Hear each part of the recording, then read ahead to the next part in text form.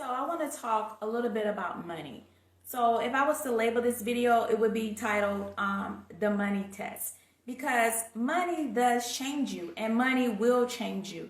I've heard people say things like, oh, money doesn't change you. Money didn't change me, but money does change you. Question is, how will you allow money to change you?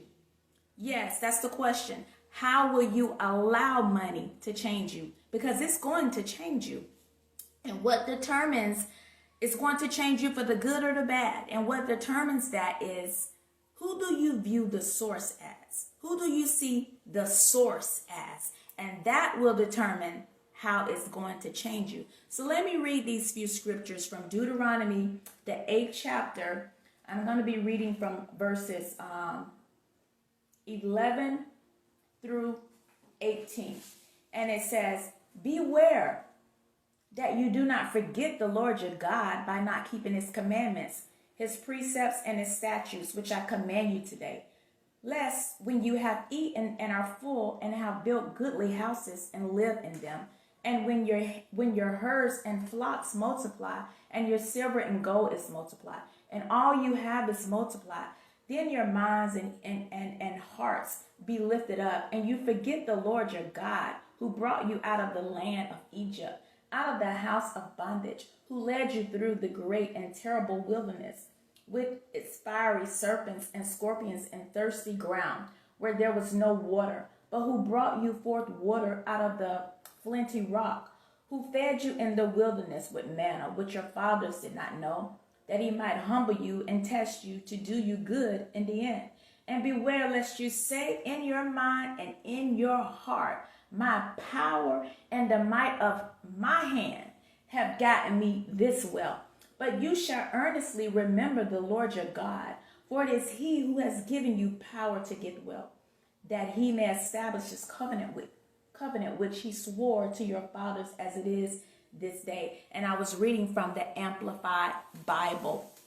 So yes, the money does change you. It is going to change you. But the question is, how will you allow money to change you? Because you have control over that.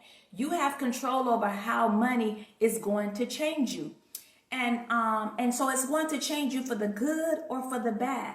But what determines that is, who do we look to as the source of it? Because as believers, God should be our source. And so when God is your source, then money can humble you.